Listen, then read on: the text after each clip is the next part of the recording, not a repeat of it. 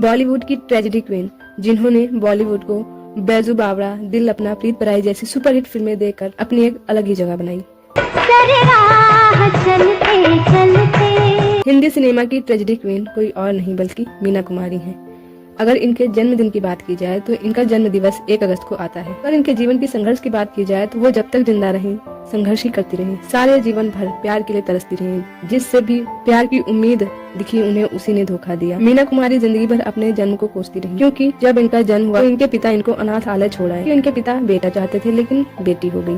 जब देखा मीना कुमारी का रो रोकर वहाँ पर बुरा हाल है, तब जाकर उन्हें घर वापस लाया गया। जबकि खूबसूरत थी वो मीना कुमारी, लेकिन किस्मत की इतनी ही खूबसूरत होती तो बात ही कुछ और थी। मीना कुमारी ने बॉलीवुड को एक से बढ़कर एक सुपरहिट फिल्मों से नवाजा। मीना कुमारी ने अपने करियर की शुरुआत साल 1939 में आई फिल्म लेदर फेस से की थी। बतौर चाइल्ड आर्टिस्ट 11 फिल्में करने के बाद उनको बच्चों का खेल में लीड एक्ट्रेस बनने का मौका भी मिला था।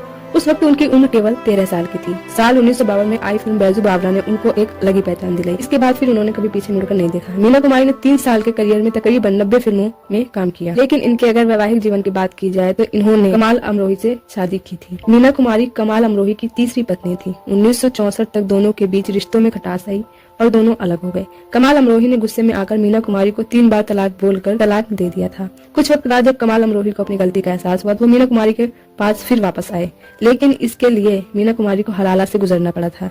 दरअसल मुस्लिम धर्म के अनुसार एक बार तलाक के बाद पुराने शौहर के पास वापस जाने के लिए हलाला से गुजरना पड़ता है। ऐसे में मीना कुमारी को भी कमाल अमरोही के पास वापस जाने के लिए हलाला के दर्द से भी गुजरना पड़ा था। कमाल अमरोही ने अपने दोस्त और जीनत अमान के पिता अमान उल्लाह खान के साथ उनका हलाला करवाया था और 1 महीने बाद उनका दोबारा मीना कुमारी से निकाह हो गया। मीना कुमारी हलाला के बाद वापस तो कमाल के पास आ गई, लेकिन वह बुरी तरह टूट चुकी थी। हलाला की तकलीफ मीना कुमारी को जिंदगी भर कचोटती रही।